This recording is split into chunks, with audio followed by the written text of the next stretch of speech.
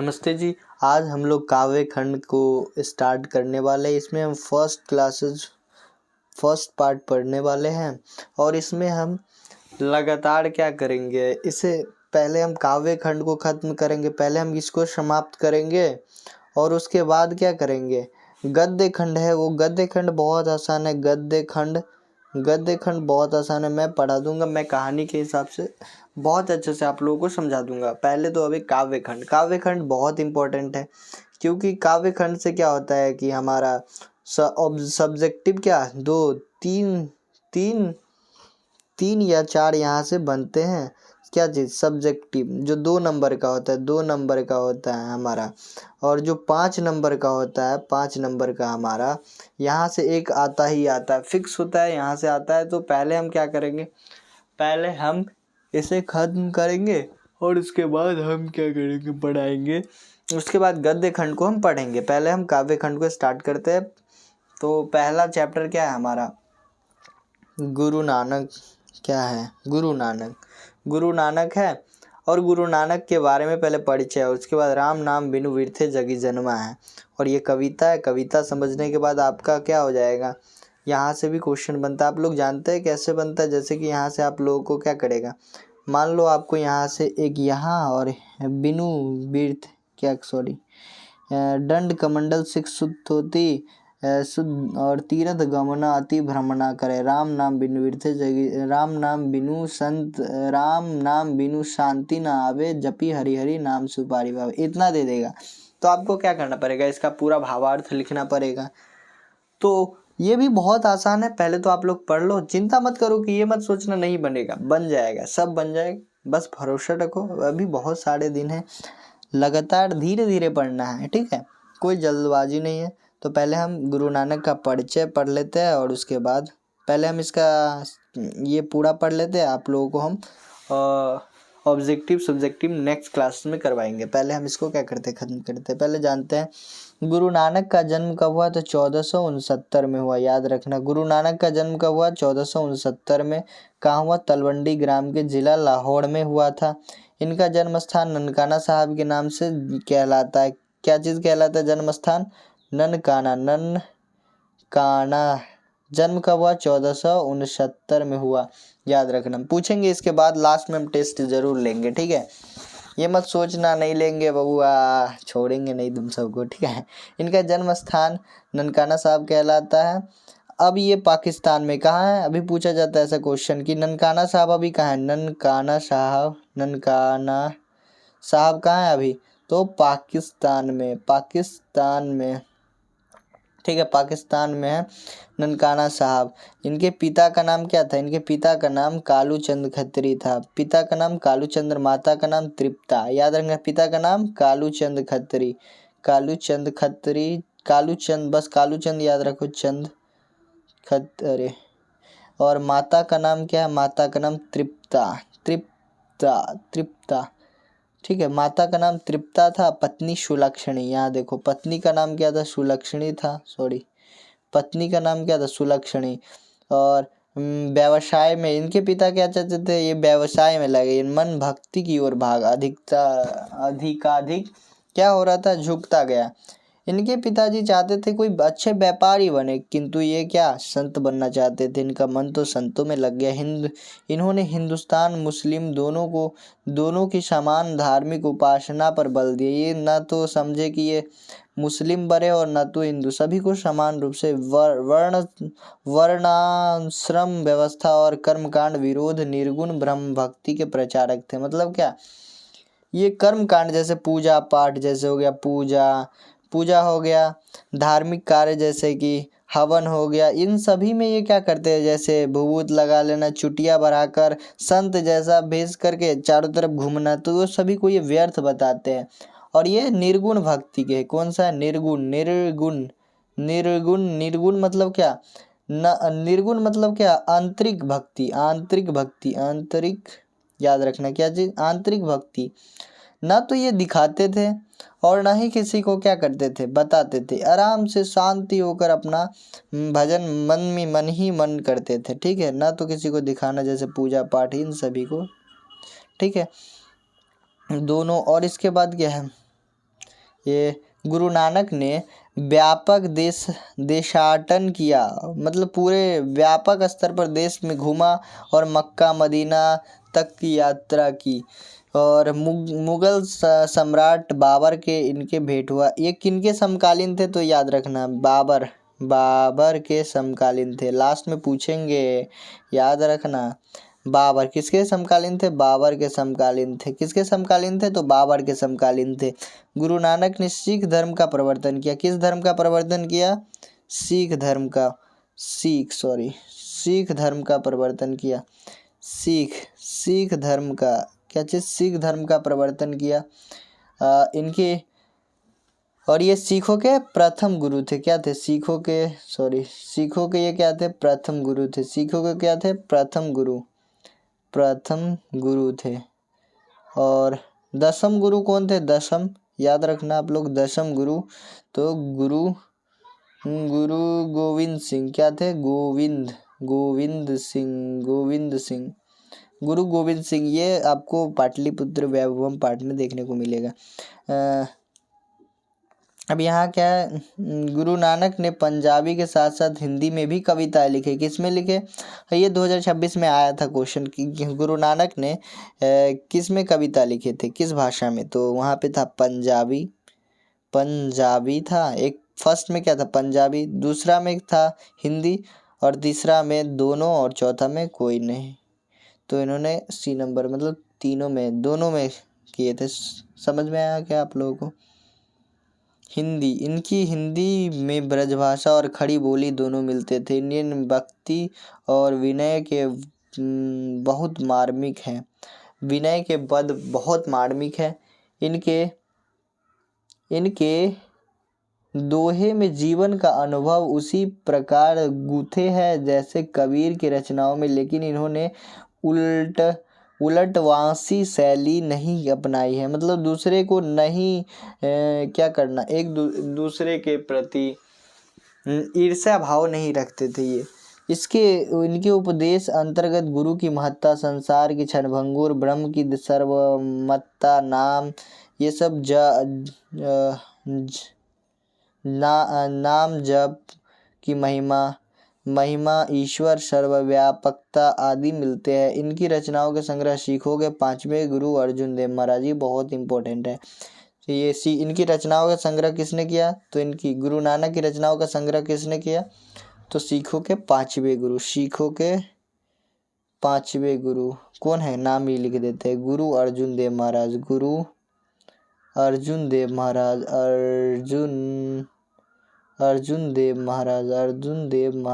ठीक है।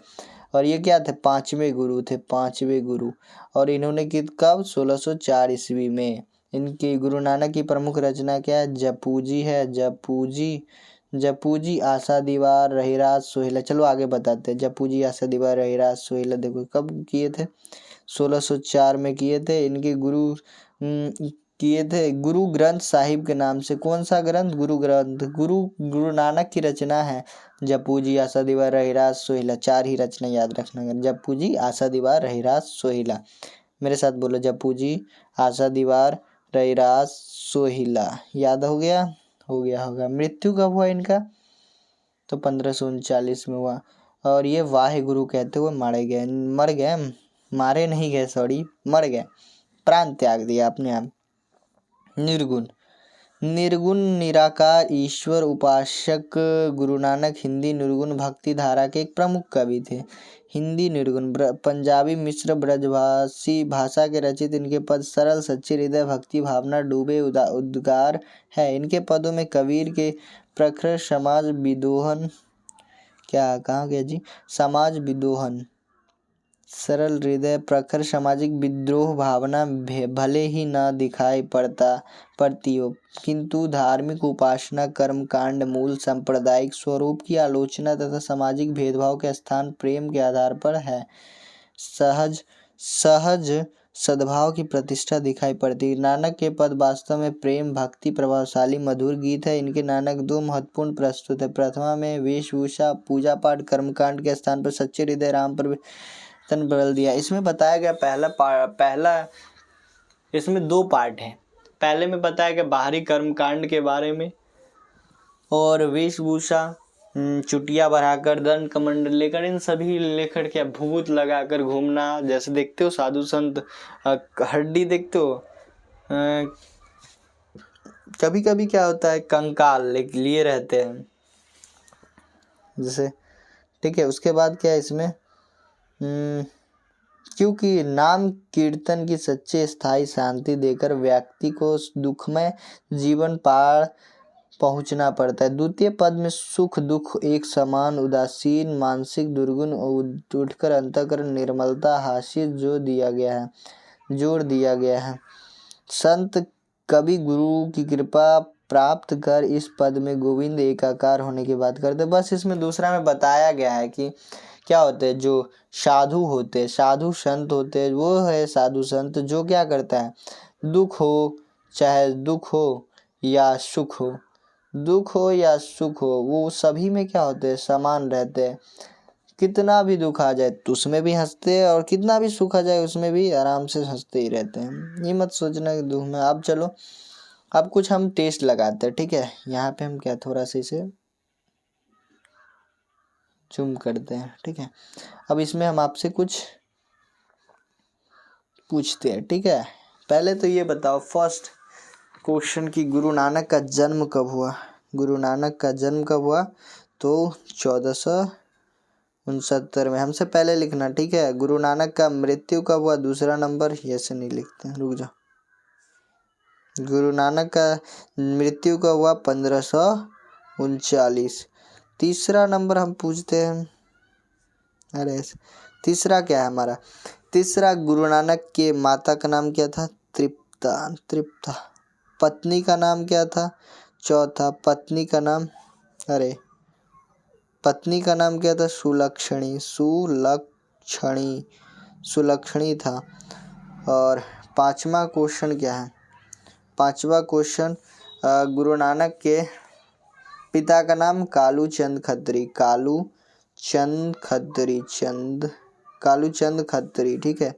छठा क्वेश्चन है गुरु नानक के रचनाओं का संग्रह किसने किया, तो पांचवें गुरु अर्जुन देव महाराज। किसने, गुरु अर्जुन देव महाराज। कौन, अर्जुन देव महाराज। सातवां क्वेश्चन है गुरु नानक की किस धर्म का प्रवर्तन किए, तो सिख धर्म का। किस धर्म का, सिख धर्म का प्रवर्तन किए। आठवां क्वेश्चन है गुरु नानक की किसके समकालीन थे, कौन बादशाह, तो बादशाह बाबर के समकालीन थे। बाबर ने इन्हें बुलाए भी थे, समझ रहे हो ना। बाबर के समकालीन थे। और गुरु नानक किस में कविता लिखते थे, पंजाबी के साथ साथ तो हिंदी में भी क्या लिखते थे, कविता लिखते थे। क्या आप लोगों को इतना तो पता है ना, जो बताया अभी, इन सभी के बारे में आप लोगों को पता होगा। और क्या इनके प्रमुख रचनाएं, जैसे कि जप्पू जी हो जाएगा, जप्पू जी, आशा दीवार, रहीरास, सोहिला। आप लोगों को याद हो गया ना, बहुत आसान था। ये मत सोचना कि बहुत, अरे नहीं याद हुआ तो कोई बात नहीं, बार बार लिखो ना। मैं कहता हूँ याद होगा, कैसे नहीं होगा जी। आ जाओ, तो ये क्या है हमारा पाठ स्टार्ट होने में। राम नाम बिनु विरथे जगी जन्मा, ठीक है। राम नाम बिनु विरथे जगी जन्मा। राम नाम के बिना यह जगत में जीना क्या है, व्यर्थ है। राम नाम बिनु विरथे जगी जन्मा। राम नाम के बिना, किसके, तो राम नाम के बिना, राम नाम के बिना इस जगत में जीना क्या है, व्यर्थ है।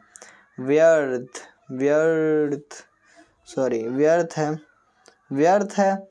उनके बिना कहाँ कुछ मुक्ति पा सकता है। आ जाओ फिर नेक्स्ट क्या कहता है, भिखू खावे भिखू बोले, बीनू नावे निफुल माटी भ्रमणा।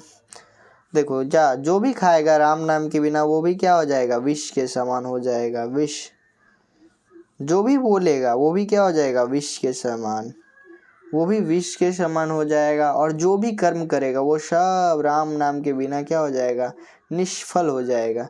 निष्फल फल हो जाएगा। निष्फल मतलब कोई फल नहीं मिलेगा, ठीक है। पुस्तक पाठ व्याकरण वखानो संध्या कर्म निकाल करो। हो सकते हैं आप पुस्तक बहुत बड़े विद्वान हो सकते हैं बहुत बड़े क्या आप विद्वान हो। आप पुस्तक पढ़ पढ़ कर क्या बहुत बड़े विद्वान बन गए, और कुछ समय क्या करते हैं, शाम में कुछ समय आप पूजा के लिए निकाल लेते हैं, कुछ समय पूजा पाठ के लिए आप निकाल लेते हैं। बिनु गुरु प्रसाद मुक्ति कहाँ प्राणी, राम नाम बिनु और जय मरे। किंतु बिना गुरु के बिना, गुरु जो है गुरु के बिना कहाँ मुक्ति मिलेगी, मुक्ति नहीं मिलेगी। और राम नाम के बिना क्या हो जाएगा, व्यक्ति होता है वो यहीं क्या हो जाएगा, यहीं जहाँ हम हैं पृथ्वी पे, यहीं पे फंस कर मर जाएगा। राम नाम के बिना मुक्ति नहीं। मुक्ति जानते हो, जो बार बार जन्म लेता है वो रुक जाता है, तो वही मोक्ष और मुक्ति होता है, ठीक है। ये सब साधु संत के बारे में ही बताया गया इसमें। अब क्या है, दंड कमंडल सिख शुद्ध धोती, तीर्थ गमनाति भ्रमणु करे, राम नाम बिनु शांति ना आबे, जपी हरि हरि नाम सुपारी पावे। दंड कमंडल, जो दंड कमंडल लेकर चलता है, दंड जैसे कि ऐसा जानते हो लुटिया कैसे बनाया जाता है, चलो छोड़ो। लुटिया जो होता है, लुटिया देखते हो साधु संत को देखते हो, साधु जो होते हैं हमारे वो साधु संत होते हैं, वो क्या लेते हैं, लुटिया ले लेते हैं। और क्या, सिख मतलब चुटिया, सिख मतलब क्या, सुत मतलब चोटिया, चोटी जो होते हैं, चोटी देखते हो बड़े बड़े बाल रखते हैं, बड़े बड़े बाल। और धोती पीला पीला धोती हो सकता है, लाल धोती पहन लेते हैं भगवा कलर का। और तीर्थ जाते हैं, मतलब क्या, केदारनाथ कोई चला गया, ये बद्रीनाथ, इन सभी जगहों पे जाकर क्या करते हैं, घूमते हैं। किंतु राम नाम बिना शांति ना आवे, मतलब क्या होता है, राम नाम के बिना, राम जो है राम नाम के बिना, इसके बिना शांति नहीं आएगी। क्या नहीं आएगी, शांति नहीं आएगी। और राम नाम बिना शांति ना आवे, जब भी हरि हरि नाम सुपारी पावे। जब तक राम नाम नहीं जपेंगे, जो साधु संत है राम नाम नहीं जपेंगे, तो वो भी क्या हो जाएगा, तब तक वो उन्हें शांति नहीं वो इस जीवन से मुक्ति नहीं पा पाएंगे, ठीक है। अगर आप घर में हैं, अगर साधु संत भी नहीं है, अगर राम नाम कर रहे हैं, तो आपको भी मुक्ति मिल जाएगी। ये मत सोचना कि वो साधु संत ही है तो उन्हें ही मिल सकता है, बिल्कुल नहीं। आप घर में भी बहुत अच्छे से कर सकते हैं पूजा पाठ का अलग टाइम, ठीक है। और गुरु के बिना, ठीक है। और जटा मुकुट तन भस्म लगाई, वसन छोड़ तन नग्न भया।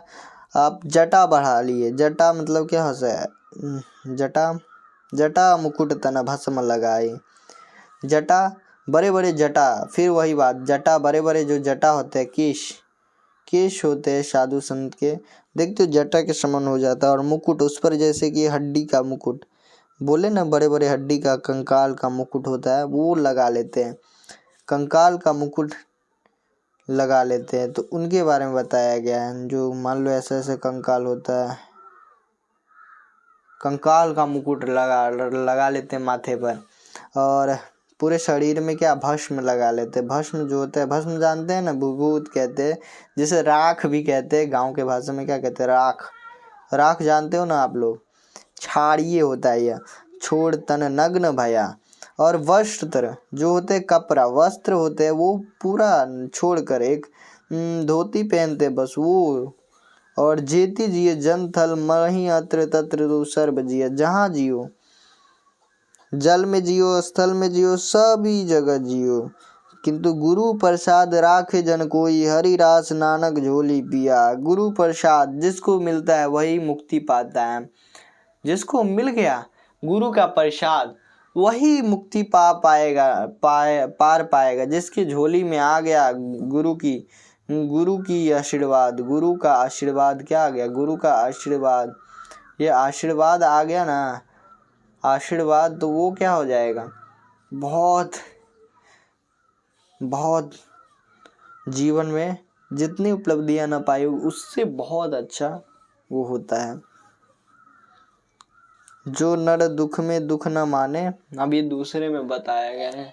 जो दुख में दुख नहीं मानता, जो कितनी भी परेशानी आ जाए वो हमेशा क्या रहता है, शांत चित्त वाला, उनके बारे में बताया गया। जो नर दुख में दुख न माने, सुख स्नेह अरु भय नहीं जाके कंचन माटी जाने।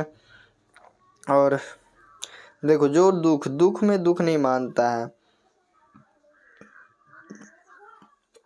सुख स्नेह और भय में, भय को नहीं, ना तो किस सुख में और ना ही स्नेह में, कितना भी खुशी सुख हो जाए और कितना भी प्यार आ जाए उसमें, ना तो वो ज़्यादा खुश होता है ना तो दुख होता है। कंचन, और जो सोना होता है हमारा, उसको मिट्टी के समान मानता है। मिट्टी जानते हो, मिट्टी, सोना जो होता है उसको मिट्टी के समान जो मानता है, मिट्टी जानते हो ना, माटी जिसे कहते हैं, मिट्टी के समान मानते हैं न। वही क्या है, एक साधु है। ना ही निंदा नहीं स्तुति, जाके लोभ मोह अभिमाना, हरस शोक ते रहे नियारा, ना ही मना मान अपमाना। और ना किसी की निंदा करता हो, ना किसी की क्या बुराई करता हो, और ना किसी की किसी की वस्तु का लोभ। जैसे कि आपको लोभ रहता है ना कि यार उसके पास पेन है 4 तो मेरे पास 5 होना चाहिए, ऐसा होता है ना तो उसके पास ऐसा हो। वो क्या है, वो है एक क्या है, साधु है। हर्ष शोक ते रहे नियारा, ना ही माना अपमाना। और हर्ष हमेशा, शोक और दुख में, सुख और दुख में क्या रहे, नियारा रहे, दूर रहे उससे। ना तो सुख में उसे अच्छा लगे ना तो दुख ही अच्छा, हमेशा शांति रहे उसमें। ना ही मान अपमाना, ना तो किसी से मान करवाना हो और ना ही उसे अपने अपमान से मतलब हो। अगर अपमान भी मिल रहा है तो कोई बात नहीं, उससे वो हमेशा शांत चित्त वाले रहते हैं। आशा मनसा सकल त्यागी, आशा मतलब क्या होता है, किसी भी चीज की अभिलाषा। जगते रहे निराशा, काम क्रोध जे ही परसे नाही, ते ही घट ब्रह्म निवास। आशा मनसा सकल त्यागी, जगते रहे नियारा। आशा अपनी इच्छा को क्या कर दिया हो, त्याग दिया हो। जैसे कि आपको इच्छा रहता है, जैसे हमें भी इच्छा रहता है कि हम भी बहुत अच्छे कपड़े पहने, आपको भी रहता, ऐसा होता है। किंतु जो साधु संत होते हैं, सज्जन साधु, जो अच्छे साधु संत होते हैं, साधु जो होते हैं, साधु वो सभी क्या होते हैं, वो ना तो किसी चीज़ की आशा करते हैं और सभी से त्याग करते हैं, त्याग रहते। काम क्रोध जेहि पर से नाही, ते घट ब्रह्म निवास। काम से, क्रोध से, काम ये वाला वर्क वाला मत समझना, ठीक है। क्रोध जेहि पर से नाही, ते ही घट ब्रह्म निवासा। इन सभी से क्या रहे, नियारा रहे। और गुरु कृपा जेहि नर पे किन्हीं तीन, जुगती बिछानी। और जिसको गुरु की कृपा प्राप्त हो जाती है, नाम नानक लीन भयो गोविंदा, जे पानी संग पानी। देखो अब ये क्या कह रहा है, जिनके ऊपर गुरु की कृपा हो जाती है उसको और कुछ नहीं चाहिए, तीनों लोग उनके पीछे वारे हैं। और नानक लीन भयो, जैसे कि एक पानी है, मान लो ये गिलास है, मान लो ये गिलास है, एक यहाँ गिलास है, ठीक है। और इसमें भी पानी है, इसमें भी पानी है, और इसमें भी पानी है, ठीक है। इसमें भी पानी है, इसमें भी पानी है। और ये वाला पानी क्या कर दिया जाए, इसमें मिला दिया जाए, चाहे ये वाला पानी। क्या आप लोगों को समझ में आया कि कौन पानी किसका है, वो दोनों में मिल जाएगी। जिस प्रकार से कहते हैं, हम इस प्रकार ईश्वर में मिल गए कि ना तो ईश्वर को आप पहचान सकते ना तो हमको। तो आपका क्या हो गया, चैप्टर समाप्त हो गया। क्या आप लोगों को समझ में आया? तो आप लोग इसे अच्छे से कंप्लीट कर लेना, और हम ऑब्जेक्टिव सब्जेक्टिव नेक्स्ट क्लासेस में करेंगे। आप लोग इसे अच्छे से पढ़ लेना। तब तक के लिए आप लोग इसे अच्छे से नोट्स बनाकर, इसका अच्छा सा नोट्स भी बना कर रखिएगा। बाय।